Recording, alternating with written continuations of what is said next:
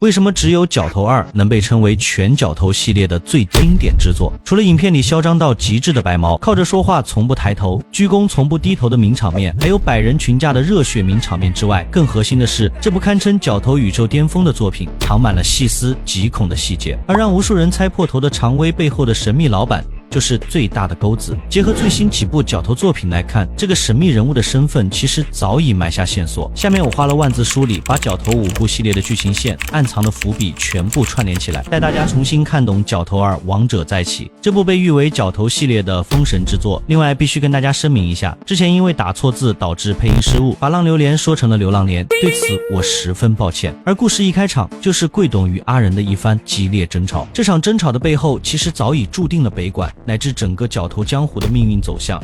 大啊！台北城一地大家想要闯，我只不过是先甲提过啊，尔嘛。这无可能啊！哪有啥无可能的？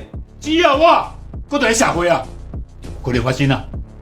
我伫哈达年前把酒抓过，这才是半年之前的代志，你敢袂记啊？阿仁之所以会对北辰动心思，核心原因就藏在半年前的南北势力暗斗里。哈达死于喜爷之手，这让北辰陷入权力空虚，也让阿仁生出了吞并北辰的想法。但作为老牌角头老大，贵董的行事准则里，重承诺是底线，这就和阿仁的心思形成了尖锐冲突。其实哈达早有预感喜爷会对自己下死手，所以生前特意找过贵董托付后事，话里话外都是希望自己死后贵董能照看好儿子酣春。可他没料到自己刚死半年，阿仁就已经按捺不住，主动对北辰的地盘出手了。臭咖逼，跟到下传家传小，你们想啊！我干你好啊！这也正是贵董愤怒指责阿仁不该对酣春下手的关键背景，这让所有人都产生了疑问。大家都知道阿仁重情重义，他为什么要对北辰下手？这完全颠覆了他以往的形象。阿仁之所以这么做，大概率是出于这层考量。大家都清楚酣春的能力，他根本撑不起北辰的地盘。阿仁心里盘算着，要是让酣春接手，北辰迟早会被其他势力盯上。一旦北辰被别人占了，那古势力很可能会跟北馆为敌。与其冒着这种风险，不如先下手为强，把北辰的地盘直接抢过来。也正因为这样，才有了片头的刺杀戏。虎一是酣春的换铁兄弟，既是哈达留给酣春的托孤大臣，也是北辰的2把手。只要除掉虎一，阿仁对付北辰就没了任何阻碍。可酣春这个憨憨被阿仁绑走时，还完全不知道虎一已经被做掉了。王主任，啊，你处理代志处理到用正人员，回去退休啊？退你也倒来退，你叫退我就退哦。安尼我算老几呀？这算讲你没肯答应，我到底好严骗啊！干啊！就在阿仁准备对酣春动手的节骨眼上，贵董的电话打了过来，话里话外都在警告阿仁绝对不能动酣春。阿仁心里再不甘，也得听贵董的话。事后，贵董把阿仁叫到北馆，明明白白的告诉他，以后不准再碰酣春，因为贵董当初答应过哈达，要好好照顾他的儿子。这里就有个疑问，既然贵董知道阿仁要对北辰动手，为什么一开始不阻止？大概率是因为虎意。贵董很可能早就看出虎意在北辰的权力已经超过酣春了，既然答应了哈达要保酣春平安，就必须彻底扫清威胁酣春的隐患，所以他才默许阿仁派小弟做掉虎意。但贵董从没想过要吞并北辰的地盘，可眼看着北辰的地盘就要到手，阿仁实在不甘心，为此还跟贵董大吵了一架。最后阿仁只能无奈的去自家赌场散心。就在他在牌桌上大杀特杀的时候，一个电话突然打了进来，电话那头正是他的好兄弟常威，主动约阿仁见面。喂，大天，哇，好久不见，好久不见，好久不见。常威虽然不是北馆的人，但跟阿仁是从小一起长大的兄弟。他知晓阿仁突击北城被贵董拦下的事，表面上未多言语，内心却早已看透阿仁的困境。永春的地盘你没有拿下啊？卖公家了。他了解阿仁的为人，也知道贵董的规矩就像一道枷锁，将他束缚，才让他没能拿下北辰。这也是为什么接下来常威决定进苦窑进修时，会对阿仁说出那样一番话。我已经决定进苦要进修了，今天找你来，只是想跟你打声招呼，告诉你一声，等我拿到全台北的地盘，我再回来找你啊。这句话的隐喻其实不是要直接帮阿仁，而是在暗示阿仁他的行动一直被贵董牵制着。在老牌角头老大的观念里，做什么事都要讲道义，这既是阿仁受制的原因，也正好印证了他重情重义的人设。反观常威，他就不一样了，不受任何规矩的束缚。至于常威为什么要进苦窑进修，这就得说说弯弯的黑道晋升潜规则了。弯弯有犯罪学历的说法，比如看守所等于小学，监狱等于高中，管训队等于大学，绿岛监狱等于博士。这种说法源自竹独子联邦陈其里的监狱进修论，也正好印证了常威说的禁苦窑进修的说法。常威说等我拿到全台北地盘再回来找你，这句话其实在暗示监狱里有大人物能帮他，这个大人物大概率就是流浪连相关的石议员。众所周知，石议员是南坑霸董的女儿，而霸董正是害死石议员丈夫的元凶。南霸天海董又是南部势力的老大，所以在这个节点上，石议员很可能已经跟海董达成了合作，目的就是报复南坑势力。这也解释了为何窦震最后海董能轻而易举地将喜爷救出。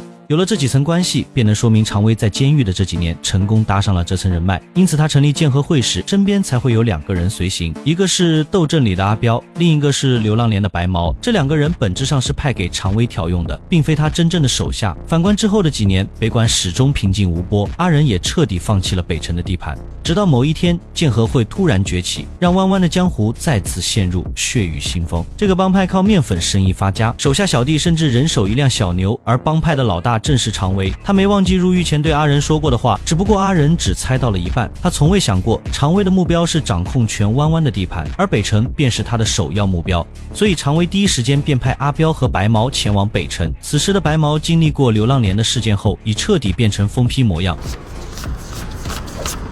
这个好，我把腿拿着。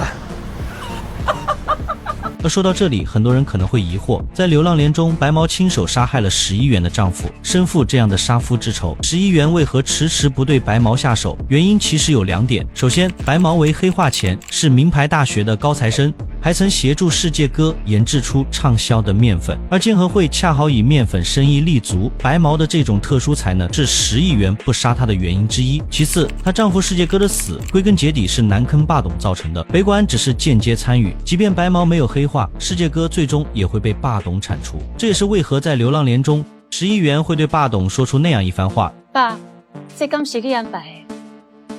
好走不行就。我唔那是你的查某囝，我嘛是伊的某。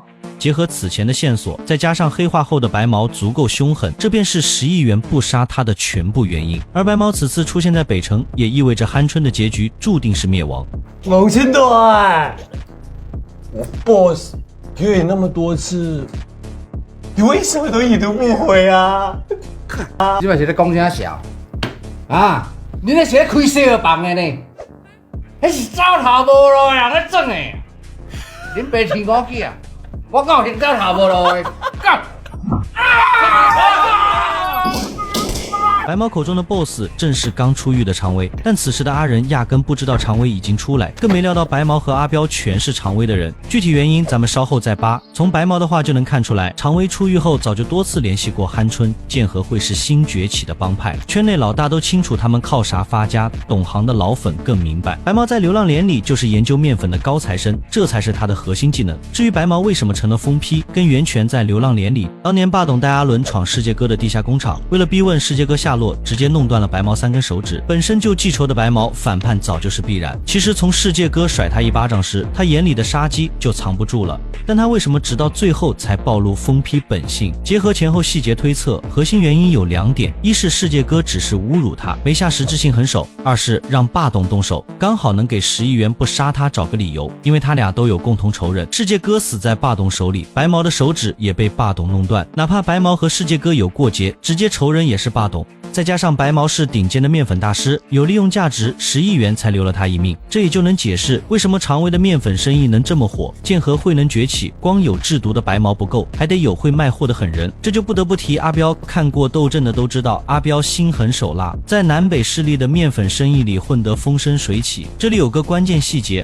斗阵里玛莎特别偏爱阿彪的货，甚至想全包，但从没说过货的来源。结合斗阵中的细节，能推测出阿彪的货根本就是白毛做的。因为这里有一个细节，斗阵里阿超曾经找光头拿过货，而光头和白毛的关系不一般，这就把3人的货链彻底串起来了。这也能解释为什么常威的剑和会小弟都那么有钱，典型的自产自销。再说阿彪，他本来就被寇桑看中，但寇桑一门新思想让儿子继承家业，阿彪只能一直隐忍，直到斗阵里寇桑快死的时候，阿彪的反叛念头终于藏不住了，这才在寇桑临终前补了一刀。很多人不理解寇桑都快死了，阿彪为什么多此一举？结合阿彪的隐忍性格与反反叛动机来看，他想用寇桑的死表决心，彻底和旧势力切割，为自己找新出路。不过斗争结尾，麦克接到父亲死讯回国参加葬礼就没下文了，大概率是导演埋的伏笔。虽然故事线看似和角头一有关，但时间线根本对不上。角头一直讲顶庄和大桥头的恩怨，压根没阿彪，只能说阿彪的故事远比咱们想的复杂。回到主线，白毛和阿彪把鹌鹑带到天台。干！你赶紧别出来，现在冲啊！这就是你最后的遗言了，不合作是吗？这也印证了常威的布局早就开始了，甚至比阿仁3年前突袭北城还早。作为实打实的黑二代，鹌鹑就算被黑毛断了手指，态度依旧嚣张，一半是继承了父亲哈达的硬气，一半是真憨憨。这打手指你别无语啊！我跟你讲，我担心你给人家拍死，你有才能嫁出这种大人。面对常威递过来的钱，鹌鹑直接拒绝，因为他知道常威做的是面粉生意。这里能发现个特点，北部势力除了大桥头，剩下3家都特别讨厌面粉生意，要么是老一辈角头的规矩，要么就是鹌鹑真不懂外界形势。他的憨憨特质在角头之大桥头与麦克对战时就暴露无遗。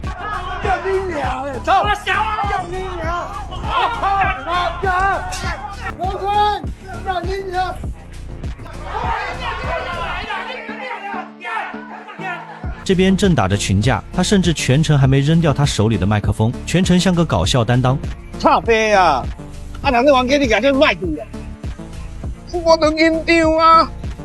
这和弯弯黑帮下死手的规矩完全相悖。导演或许是想刻画搞笑效果，但在弯弯江湖里，这就是致命缺点。常威最后讽刺了鹌鹑一句，随后就给阿仁打了电话。名字可能取错了，但外号绝对错不了。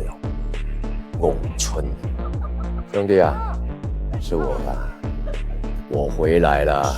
3年前你没有拿下的地盘，我帮你拿下了。而此时的阿仁还没反应过来，电话那头是刚出狱的常威，更不知道对方的计划早在3年前就埋下了。其实常威的话里全是深意，他早就计划好了。3年前阿仁突袭北城，离成功就差一步，只因贵董一句话就放弃了。没看过的伙伴可以回头看第1集，搞懂贵董的规矩有多数妇人。在常威眼里，阿仁就是被旧规矩绑住了手脚，他现在突袭北城就是要告诉阿仁，你做不到的事，我常威能做到。两人看似只是简单问候，但常威的每句话都在点拨阿仁。挂掉电话，常威一个手势，鹌鹑这个扶不起来的黑二代最终走向了灭亡。你们中央，你搞反鬼，搞反鬼啦！鹌鹑一死，常威的野心彻底藏不住了。他直接带着小弟去了鹌鹑的葬礼。明眼人都知道鹌鹑的死和他脱不了关系，毕竟一方老大惨死肯定会引发江湖风波。但常威根本不在乎，他甚至拿出一笔钱给鹌鹑老婆装出慰问的样子。这波操作明着是在老牌角头面前炫耀势力，暗着是在蔑视成就道义。而这一切其实都是做给阿仁看的。接下来就是白毛的名场面，鞠躬从不低头，很少有人注意他身后的光头也是如此。这不是单纯的嚣张，而是剑河会对旧江湖规矩的公然蔑视。老牌角头讲究表面尊重，哪怕是敌人葬礼也要装样子。可常威的人连鞠躬都不肯低头，本质是在宣告新势力的规则里没有敬畏。葬礼结束后，常威直接带小弟找到阿仁，话里话外都在暗示，只要打破规则就能成功。好久不见，怎么样？我的排场还行吗？混得不错哦，兄弟都穿得蛮体面。当年我进去管训前，只有你来送我。今天我好了，我也要让你好。别开玩笑了，我没你那么好命。我 boss 尊重你，你才是老大，要不然你只是个。好在阿仁与常威及时拦下手下，一场大战的危机才得以化解。但这仅仅是北管与剑河会纷争的开端。随后，常威便将阿仁等人带到自己的仓库，表面是介绍生意，实则是想让阿仁在北管地盘给自己通路子。你听我的，把你的地盘放出来做通路，你和你的兄弟们就不用再赚那些辛苦钱了。阿仁想都没想就直接拒绝了。他心里清楚，鹌鹑的死绝对和常威脱不了干系，更何况通过常威的介绍，他也得知对方不只是做面粉生意，还涉及跨国军火交易，这些全是贵董最反感的生意。哪怕阿仁有过动摇，贵董的束缚与心中的道义也死死困住了他。常威显然也看出了这一点。不说这些，我知道你上面还有一个贵董，他老人家规矩比较多，慢慢说服也不迟。对此阿仁没再多说，这场谈判就此告一段落。这里要注意一个关键细节，众人离开后，阿超看着常威的身影，眼神里满是向往，已然动了心。而这一切都被白毛看在眼里。从这一刻起，阿超的内心开始动摇，也是北管芜湖走向末路的开端。没看过前作的朋友，或许只会觉得阿超是一时贪心所致，但看完《斗阵流浪连》就会明白，他的灭亡早已注定。就像酣春因为撑不起北城，最终被常威除掉，阿超的结局其实早就埋下了伏笔。在斗阵里，阿超就曾找过光头，从他手里拿了一批面粉。要知道当时除了大桥头，其他3大角头都嫉妒痛恨面粉生意，可阿超为了贪念根本毫不在乎，甚至让小弟阿豪偷偷拿去卖。即便阿豪不肯，他还拿阿豪母亲病重当筹码，诱惑阿豪帮自己赚钱。从这就能看出阿超的贪心，更能看出他毫无担当。后来阿仁发现地盘上有人卖面粉，所有线索都指向阿超。阿仁没有直接戳破，其实是在等阿超主动认错，这是他对这位最早跟随自己的小弟最后的期待。你老实讲，这个相救大，当然整下来没有啊？好在阿豪没把阿超供出来，但阿仁心里早已一清二楚，就想看看阿超有没有担当。可阿超非但不敢站出来，反而为了避祸，亲自下手把阿豪打成重伤。看到这一幕，阿仁瞬间怒火中烧。你大家拢给我听清楚，像啊，刚才整下来给我没有啊？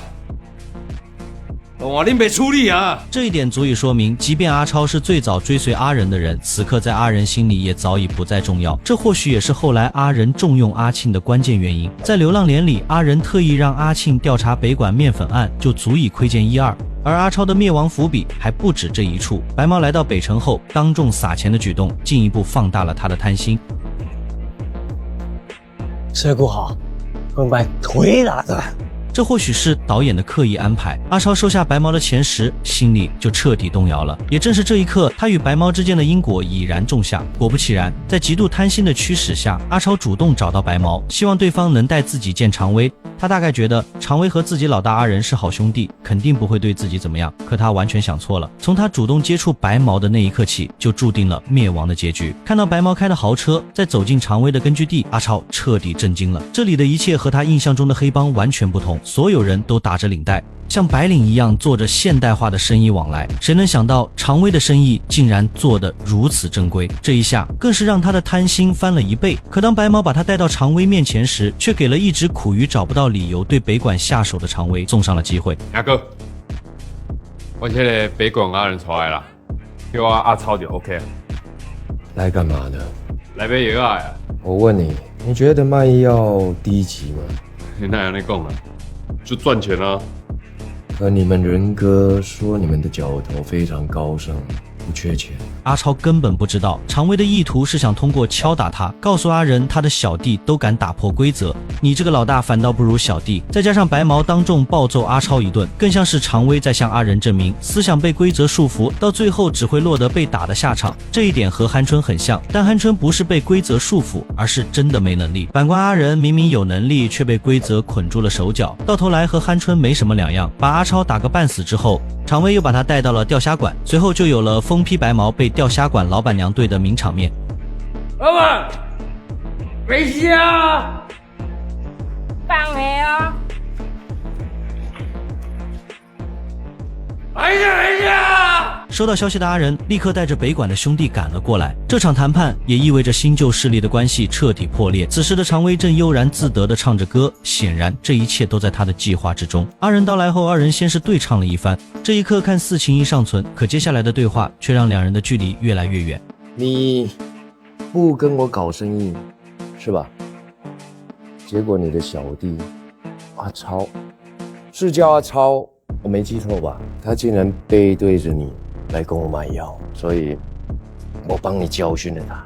常威的话其实已经说得很明白，阿仁受贵董影响，守着菜市场般的地盘，迟早会被他们这种新生势力吞并。就像伟人说的，落后就意味着挨打，阿超就是最典型的例子。所以常威就是想拿阿超当棋子，给阿仁最后一次合作的机会。我也帮你和你的小弟们都规划好了，北城和北管2个角头合并，然后叫你的小弟们在那一片街上每家放药，血海了。可没想到阿仁还是拒绝了。从这就能看出，即便被贵董的规矩束缚，阿仁骨子里依旧坚守着心中的道义，从一开始就没打算和常威合作。虽说他最初也想拿下北城地盘，但那只是抢地盘和卖面粉这种底线生意完全不搭边。而阿仁接下来的话，直接把二人的情谊推到了谷底。老弟，如果我不照你的意思走，那我们的下场不就跟我们村的一样？你也被他吼给了，对吧？别这么搞啊！没有必要把我这个老兄弟逼成是你最可怕的敌人。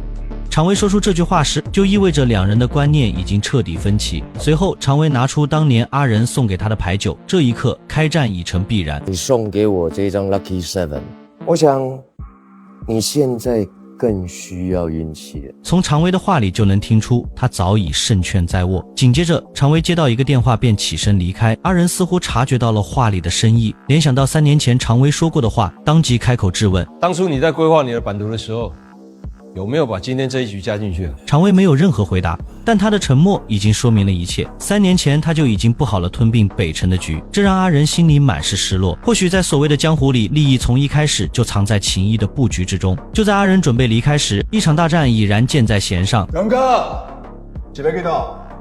我今晚是安怎？人有代志还无算。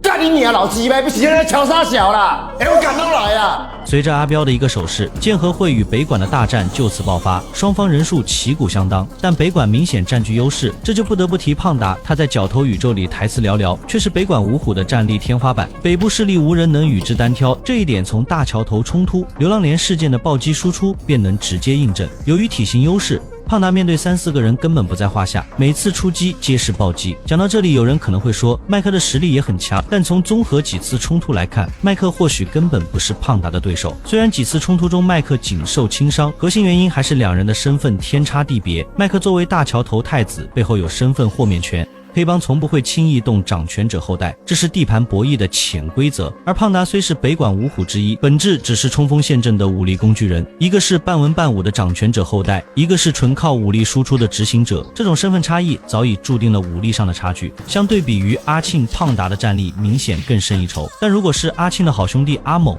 或许能与胖达一较高下，只不过剧情设定让阿猛最终死于蝎子之手，不然北管战力又能多加1分。若当初蝎子没有针对阿庆、阿猛几人，如今的北管格局或许会完全不同。麦克可能会早就结束统一北部势力的野心，因为阿猛身上有着和阿仁几分相像的特质。除了遇事冷静，阿猛的战力也的确不俗，从他独自找到蝎子便能看出，仅凭一己之力对抗蝎子3、4个手下完全不成问题。只不过过度消耗之下，再加上蝎子打破了黑帮不群殴、不偷袭的默认规矩，这才让蝎子有了可乘之机，最终导致阿猛被刺伤而亡。但反过来，若当初阿仁答应让他们直接加入北管，而非让阿猛独自解决蝎子的事情，北管的格局也会截然不同。毕竟阿猛除了有战力，做事还不会像阿庆那样冲动，这就不会间接导致后续贵董的死亡，一连串的蝴蝶效应也不会就此发生。胖达不会因为阿庆的冲动被阿彪针对而死，他的好兄弟潘帅也不会因此走向逃亡之路，最终因受不了独自一人的孤独而了结了自己一生。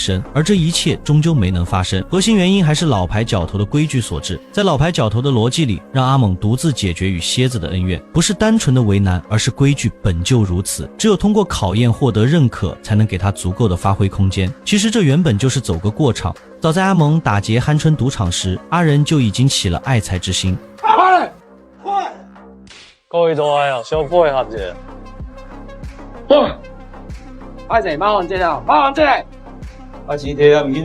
这种敢打敢冲的魄力，正是北管新生代需要的战力。阿仁的爱财之心早已显露无遗。若阿猛能从蝎子手下成功走出来，凭借阿仁的扶持，他在北管的地位绝不会低。可剧情的走向终究逃不开现实般的宿命。从阿猛被迫独自面对蝎子，到贵董、胖达接连陨落，再到潘帅走上绝路，这些看似零散的悲剧，实则早已被老牌规矩的束缚与江湖的残酷定格成无法更改的命运。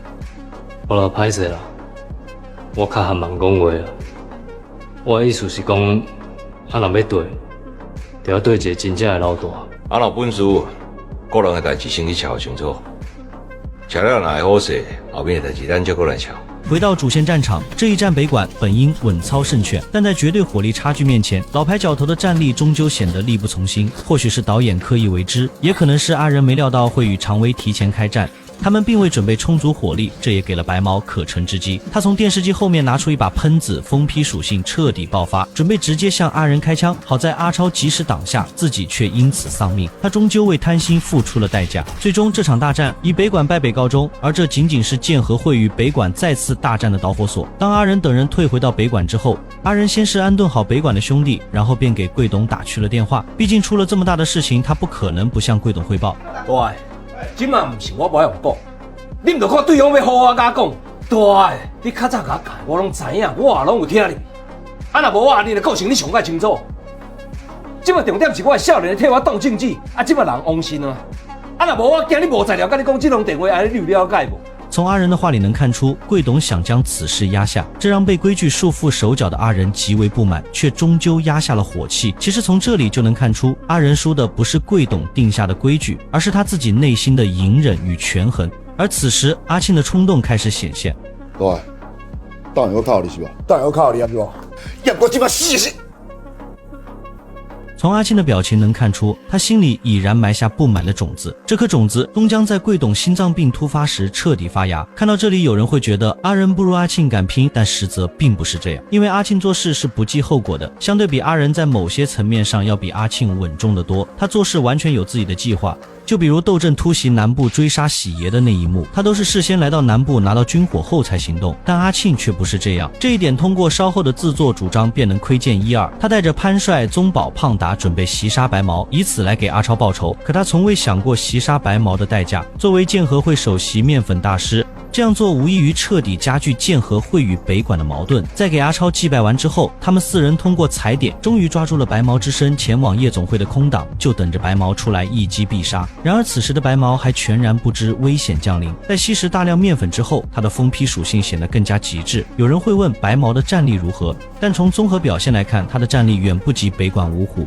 核心是定位差异。白毛靠的是疯批狠劲加不择手段，而非正统战力输出。单论打架没有任何加持下，他只有被打的份。而接下来的剧情便会证明这一点。在确认白毛出现之后，四人马上就冲了上去，而白毛的第一举动就是回到豪车里拿喷子。这一点便能看出他的狠辣，只不过这个距离太远，在他拿出枪的一瞬间，命运就早已注定。阿庆一刀便斩断了他的保命依仗。即便如此，白毛还是没有放弃抵抗，只不过很可惜，任他再凶狠，如今已是案板上的鱼肉。胖达抓准时机连续补刀，最终嚣张一世的白毛惨死在街头，而这也成为剑和会与北管第二次大战的开端。而对于阿庆四人的冲动之举，阿仁马上找上了他们。我即摆现在情形啊，管你即摆话你咧做主啊，是谁叫你带人去人输赢的？对，啊是你叫我好好处理的呢。恁妹是叫你好好处理阿草的后事啦，但即摆好啊，等下我好好甲恁处理。你妹妹阿走。虽然阿仁表面上对阿庆的行为极度愤怒，但内心里其实早就默许了。调辖管阿仁等人败北后，他那句好好处理这件事，本就是有意无意的提醒。阿仁没明说怎么处理，但稍微琢磨就懂。阿超替他挡子弹，不幸身亡，这不仅让北管五虎实力大减，更让北管的名声一落千丈。阿仁心里本就憋着一肚子火气，想找回面子，可贵董的一番话，直接让他憋得没处发泄。对，你较早甲我讲，我拢知影，我也拢有听你。啊，若无我，你的个性你上解清楚。即摆重点是我的少年替我动政治，啊，即摆人亡心啊。啊，若无我惊你无材料，甲你讲这通电话，安尼你有了解无？虽然通话里并没有贵董的声音，但从阿仁的表情就能看出，贵董是想让他不要再起风波。这就是老牌角头老大的规矩，把阿仁束缚得死死的。而阿仁的聪明之处就在这儿，既要打破这种憋屈的局面，又不能违反贵董的规矩，所以他必须找一个能动手敢担责的人来替他解决这件事。阿庆就是最完美的选择，毕竟从阿庆的状态就能看出来，阿超的死已经让他憋足了火。不用阿仁明说，他大概率会主动出头。更关键的是，阿庆的冲动在贵董眼里顶多是小弟管教不严，这个代价远比阿仁亲自出手违反规则小太多。要我这么死我处理。也正是这份没明说，让阿庆产生了一种错觉，大哥就是要他把白毛处理掉，以此来为阿超报仇。在白毛被解决之后，阿仁第一时间找到阿庆四人，上来就选择指责，可从头到尾都没提惩罚。到这就彻底清楚了，阿仁其实就是想为阿超复仇，只是把阿庆推出来当借口。好在贵董面前有个交代，最多挨一句对小弟管教不严，就能把复仇的事翻篇。而另一边剑和会的面粉工厂里，阿彪接到了常威的电话，白毛的死他已然知晓，所以常威便让阿彪给白毛的家里打去300万，打300万到快家人的户头里用。好，没问题。叫他们对谁都给我闭嘴。从这不难看出，阿彪跟白毛的关系就像之前第2集说的一样，肯定有种特殊的绑定。要知道，在黑帮圈子里，尤其这种新生黑帮，凡事都以利益为先，处理兄弟家人后事的时候，一定要选与这个人生前关系特别好还靠谱的人，如若不然，这笔钱很有可能被蒙混私吞。至于为什么不选光头，光头跟白毛的关系也不错，在流浪连里两人形影不离，我想原因只有2点。其一，光头这个人没有阿彪有能力处理后事，不只是送钱，还要稳住家人情绪，他根本扛不起来。其二，光头这个人完全不可靠，他随时都有可能将这笔钱昧下。别忘了，在流浪连里，北管的人就曾经抓住过他，他为了自保，甚至直接吐露了世界哥的地下工厂。这种卖队友求活的人，从来都不值得信任。当然，白毛也不可能白死，除了常威会选择报复，他背后的老板更不会放过北管。要知道，白毛可是研究违禁品的高材生，杀了他就等于断了建和会的财路，所以一场大战从白毛殒命的那一刻起就避免不了了。对，讲干你来，看，把我的点修改。又唔係講講交啦，燒佢！而與此同時，宗保這邊也收到了對方挑事的求助電話。既然對方已經主動撕破臉，那麼即便是貴董也攔不住北管的反擊。隨即北管的人開始糾集，但令人意外的是，他們第一時間並沒有回到北管，而是在阿慶的帶領下直接衝到競合會，開始砸他們的場子。你咪好講啊！幹你娘老子的！就你做嘴出來了。這顯然只是開戰的序幕。此時常威在車裡似乎剛打完電話，不過從他的神情來看，大概率是剛下達完命令，或者是收到了背後隱秘老闆的指示。他開始整合建和會所有的小弟，準備跟北管的人決一死戰。人在嗰邊，紅道幾百包嘅，帶馬上嘅你知咯。在这场决战当中，我们能清晰看到北管的实力有多强。毕竟经过钓虾馆的事件，北管虽然以败北收尾，但核心实力并没有削弱太多。只不过建和会这个帮派从整体来看，人马要远强于北管。单看这个带头的小弟就能知道，他曾经是跟酣春的。在常威成功拿下北城的地盘之后，就足以证明建和会已经整合了所有北城的资源。论硬实力，肯定比北管强太多。但令人奇怪的是，这次阿庆并没有让胖达出战的意思，而这个看似不起眼的布局却成了胖达死亡的关键。因为在此刻楼上的角落，阿彪正对着胖达虎视眈眈，杀机毕露。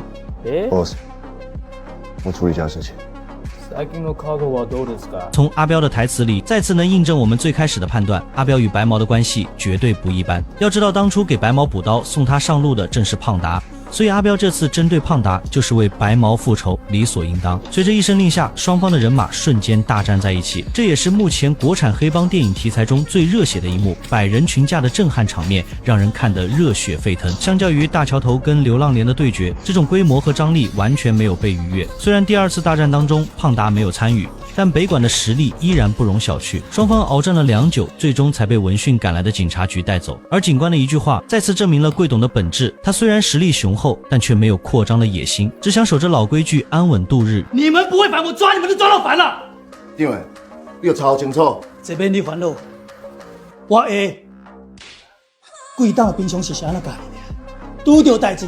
当然玩给手怕了。当然，这场大战的代价远比北管众人预想的惨重。胖达被阿彪趁机抓走了，这一点是阿庆等人完全没料到的。如果不是阿庆让胖达留守，没让他参战，那么在这次混乱的大战当中，胖达就不会单独暴露，更不会被阿彪抓住，进而丢掉性命。你要知道，你已经一只脚踏进棺材里了。但是如果你肯帮忙处理掉北管阿仁，我们不用在这里浪费时间了。是你喝醉了，还是我喝醉了啊？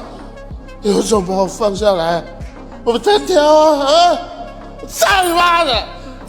虽然胖达在整个角头系列里没有几句台词，但他对北管对阿仁的忠心，所有人都有目共睹，他是绝对不可能背叛阿仁的。而从这一点也能看出，白毛与阿彪之间两人都透着一股狠劲，但不同的是，阿彪的狠是深沉且阴险，白毛的狠则是纯粹的疯批。这也能看出阿庆的布局完全没有阿仁精准，如若是阿仁操盘，绝对不会让胖达单独处于危险之中。只不过这场2番战给北管来得太措手不及，就像是当初阿庆等人伏击白毛一样，毫无预兆。但唯一的错是阿仁明知道阿庆等人击杀白毛的后果，却没让北管做任何防备，这才是最大的失误。还有一种可能，阿仁其实早就知道剑河会报复，但却受到贵董不准再起风波的限制，没能提前布局。这一点从刚才警官说的话里就能间接印证。那么大家是怎么认为的？胖达的死究竟是怨阿庆的冲动布局，还是怨阿仁被规矩束缚，没提前设防？为了杀人诛心，阿彪甚至还将胖达的尸体送回了北管。这不仅仅是赤裸裸的示威，更是在向整个北管宣告新旧两股势力的强弱区别。虽然北管看似足够强大，但在老规矩的束缚之下，他们在剑河会这种新势力面前终究显得不堪一击。胖达的下场就是最直接的证明，而这也是整部角头里最痛心的一幕。阿超的死是他贪心性格与新旧势力冲突的必然结果，但胖达的死完全是新旧势力对决的牺牲品，他没做错任何事，却成了权力斗争的垫脚石。所以这场二番战看似没有明确的输赢之分，其实北管还是败了，连续牺牲2员大将，北管这口气怎么可能咽得下？就在北管众人商议报复之际，警方率先找到阿仁，告知事件已经动上层，警方将全权介入处理，严禁北管私下寻仇。这位与贵董相交神赌的局长，其行为背后无非2种可能，或是遵从贵董意愿，不愿纷争进一步扩大，或是迫于常威背后老板娘的势力施压。你若是私底下解决，我就歹做人啊，对吧？交我来处理啦！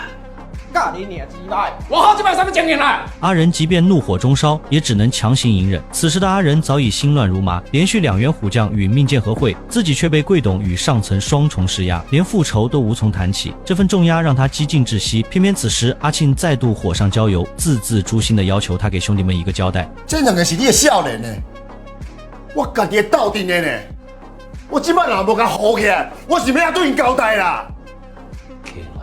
对，我袂互你歹交代啦。我今摆是要交代啥啦？大尾人，无老大你来做，我听你的。我细汉用好起来，是我这做老大的汉班，啊是你野心伤个大啊！被夹在中间的阿仁终究彻底爆发。从阿仁的怒吼中，不难察觉他对阿庆擅作主张的极度不满。虽说事件的导火索是阿超擅自向常威购买面粉，但后续引发胖达之死的核心症结，仍是阿庆的独断专行。阿仁那句是我做老大的失败，或许意味着他早已幡然悔悟。当初得知阿庆等人诛杀白毛时，便该予以惩戒，而非默许私人的行为。可如今再悔悟，早已回天乏术。与此同时，常威的新布局已然展开，江湖动乱虽达其预期，却也惹得背后势力极为不满。此人的身份，看过第1集的观众早已心中有数。于是，对方派遣高副局长亲自上门警告常威。老板娘为这件事情很不高兴。如果局势像现在这样继续失控下去，我就只好公事公办。高副局长的寥寥数语再次印证常威不过是被人扶持的傀儡，但这具傀儡并非全然可控，其野心之大早在3年前入狱前便已显露。他曾留下这样一句宣言：等我拿到全台北的地盘，我再回来找你啊。这句话足以见得常威的野心。换个角度来看，在背后势力眼中，常威是替他们扫平弯弯角头地盘的工具，但反过来说，常威又何尝不是在利用这股势力实现自己的野心？这也解释了为何白毛死后，常威仅用微薄抚恤金草草打发。要知道，白毛一辆超跑的价值便远超这笔钱数倍，因此高副局长适可而止的忠告，在他听来不过是耳旁风。毕竟好不容易走到如今的地位，他绝无可能轻易收手。另一边的阿仁被连日来的变故搅得心力交瘁，独自前往酒吧寻求片刻清静。阿超与胖达接连惨死，兄弟们怨气冲天，再加上阿庆的擅作主张，后续局势恐将更加失控。若继续隐忍，他不仅难以服众，更会永远背负懦夫的骂名。在弯弯地界，名声往往比性命更为重要。于是阿仁带领兄弟们前往关帝庙，以抽签的方式决定执行者，策划一场针对常威的暗杀行动。关庆帝君在上，地主是北管阿里。有一件代志要向帝君禀报，有一个组织叫假协会，地主认为一定要甲处理掉，咱地方才有法度过着一个安定的生活。阿仁选择暗杀，实则是深思熟虑后的无奈之举。明面上开战，不仅会受到贵董的牵制，更要直面常威背后的强大势力。正如此前推测，警方的施压大概率便是这股势力的手笔。若贸然以北管名义全面开战，北管付出的代价将远超前2次冲突，甚至可能面临灭顶之灾。而选择抽签的方式，皆因这场行动本就是九死一生。若阿仁指定人选，事成则会落下偏心的画饼，导致北管内部人心涣散；至败则要背负宋兄弟赴死的愧疚。在如今的局势下，这无疑会成为压垮他的最后一根稻草。这也正契合黑帮以天意裁决的隐性规矩，将选择全交与天意，足见阿仁的心思远比阿庆成熟，甚至在某些方面比顶庄的清风更为沉稳。然而命运的竹签最终落在了宗保手中，阿庆当场便预判宗保大概率会失败，他们自幼便是兄弟，他深知宗保生性懦弱，但他的劝阻终究被阿仁驳回。我来处理就好，这是规矩。呀，小明。前往暗杀常威的途中，阿庆的担忧再度应验。首次执行任务的宗保紧张的连点燃香烟的手都在颤抖，而暗杀途中偶遇的交警更像是这场行动失败的不祥预兆。抵达常威常去的会所后，潘帅也察觉到宗保的异常，欲打电话让阿庆前来替换。可即便到了这般境地，宗保仍顾及颜面，不愿退缩，主动阻止了潘帅。他未曾料到这份固执早已注定了暗杀的失败，更间接将潘帅推入险境。花小啦！自己小心一点了。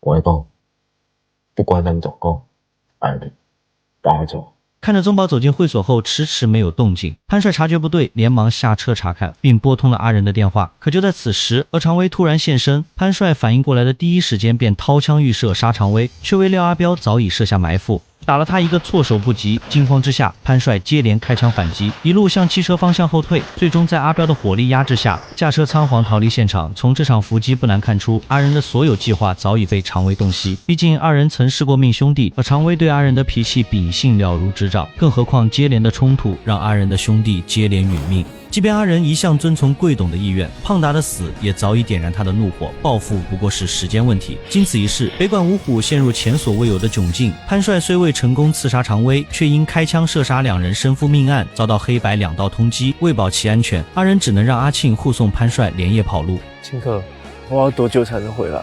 可爱20年啊！潘帅离开后，阿庆终于查到宗保的藏身之处，他二话不说直奔目的地，对着宗保厉声斥责。面对阿庆的指责，宗保也终于吐露了内心的恐惧。正是这份怯懦，让北管五虎彻底分崩离析。我自己是大了，到底良好啊！在这之后，贵董找到了阿庆，说了一番语重心长的话。阿庆啊，你知影什么是角头吗？早期台湾有很多的角头，他们不是黑社会，他们是一群很有正义感的年轻人，为了要保护征讨的利益和外来势力对抗，发生打架冲突。贵董这番话意在讲述弯弯的黑帮历史，核心目的就是点醒阿庆做事太过冲动。角头最初的初衷是保护兄弟的利益，而非把兄弟们架在火上烤。这正应了角头最初的规矩，只要是大家认可的领导人，这样形成的群体才是所谓的角头，获得大家认同，成为地方的领导人物，这才是真正的角头啊！其实不难发现，二番战之后北管元气大伤，核心原因正是当初阿庆的冲动。作为老牌江湖人，贵董怎么可能看不出这一切都是常威设计的圈套？他不是不敢拼，而是始终守着当初的原则。也正因如此，北管在2次冲突中屡次失利，这或许就是老牌角头最后的骄傲。这一点从斗阵里贵董与哈达的对话就能看出来。北台湾剩那几几个老的，咱是不是爱出去？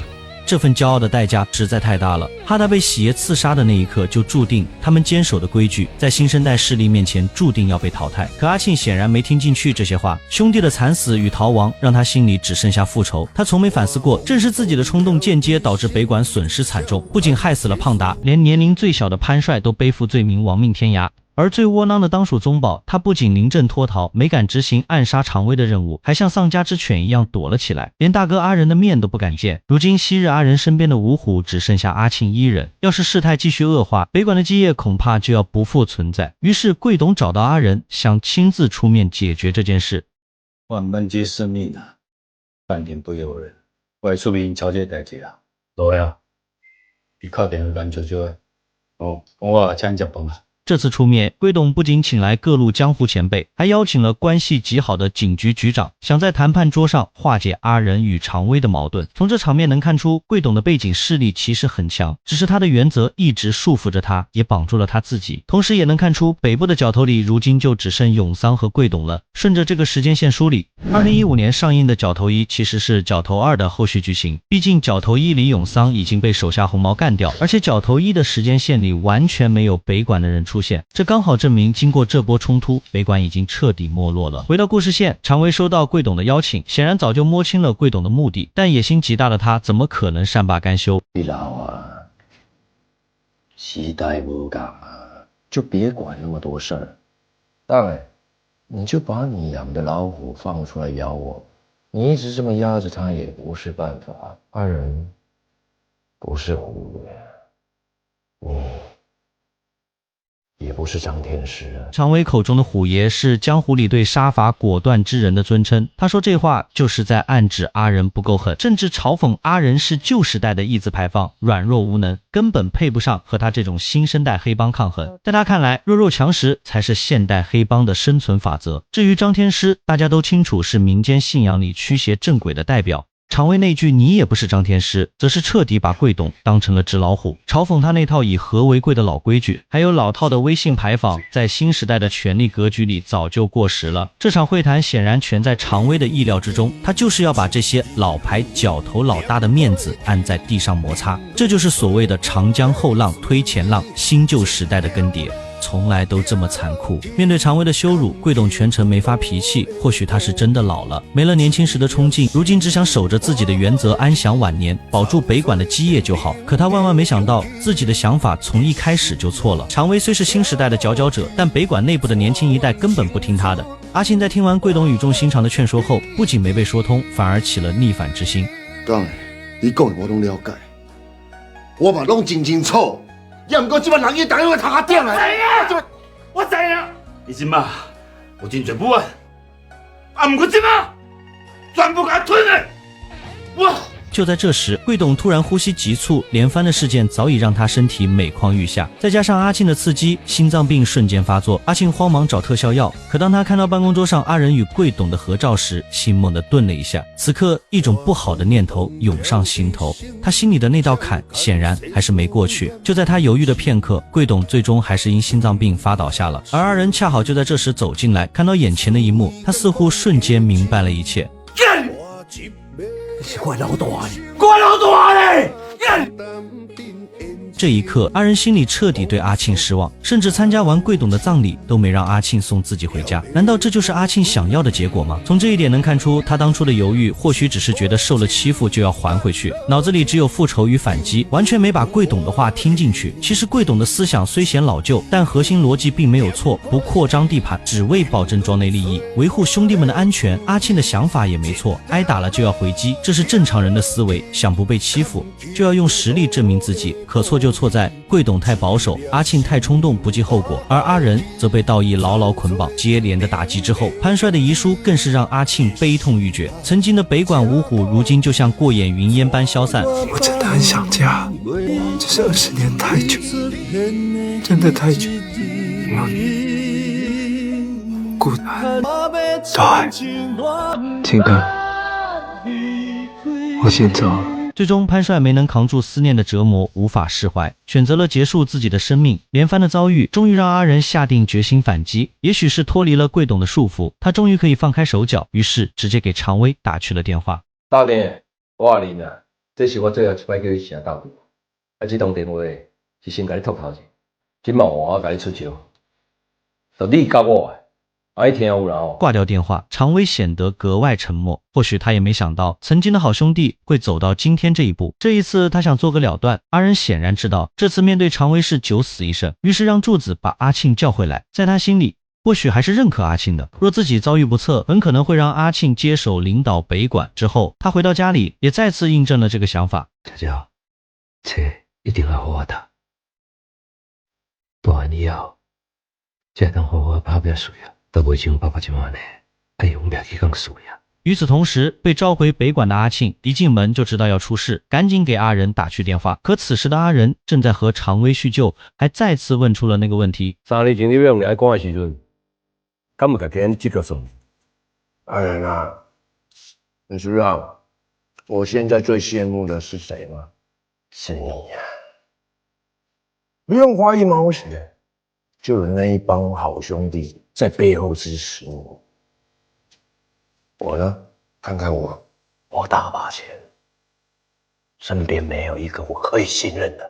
这一步棋，不是我没算到，只是没有想到是这样的结局。从常威的话里不难看出，他其实早就把一切算明白了，但那句没有一个可信任的，终究证明他只是个傀儡。看四剑和慧仁多示众，可这些人效忠的不是他，而是他背后的10亿元。关于10亿元的身份，我们第1集就讲过，他看似成功，实则一直被背后的势力束缚。阿彪和白毛就像一双眼睛，时时刻刻盯着他。接下来的一幕更印证了常威的无奈。谁叫你来着啊？报警！时间差不多了，这里就交给他们吧。阿仁啊，这个世界已经不是你我说了算。一场大战已无法避免，好在阿庆洞察到阿仁是要单刀赴会，在关键时刻赶了过来，双方随即展开火拼。这一次懦弱的宗保彻底变了，变得勇猛无比，经过兄弟几人的联手输出，终于将剑和会的人一网打尽。就在这时，警笛声响起，为了扛起所有事，阿庆跟宗保毅然选择承担一切，帮阿仁挡下了所有罪责。显然经过这一系列变故，阿庆已经真正成长了。宗保，那无管了，咱刚2港相拍啦，犯违规啦。国港相拍，你听我教话而已。伊若要咱乌白母哦，出来免叫我老大的。好，我会甲讲啊，对，爱去的。阿庆口中的那家伙其实就是常威。事后常威被高副局长叫回住处，遭到了严厉指责。你管北辰都灭了，剑和会已经拿下整个大台北，整个北台湾的地下秩序，以后都是我说了算。从常威的话里能听出，他拿下北辰与北管开战，全是背后10亿元的受益，目的就是掌控北部大部分势力。可这次事件闹得江湖动荡，让10亿元极为不满。老板娘已经决定了，我们的合作到此为止。我告诉你，从来只有我教人做事，没人敢教我。常威的笑容意图很明显，他虽是傀儡，却早已经买通阿彪，准备反抗。可最后的镜头里只出现了常威被枪杀的场景。也许常威足够精明，但终究没算到最后一步。阿彪从始至终就没背叛过10亿元，或许只是一直在陪常威演戏，这足以见得10亿元的势力有多恐怖。下棋的人终究还是被布局者吃得死死的。至此，影片结束。我是黑牛，我们下部经典港片解析不见不散。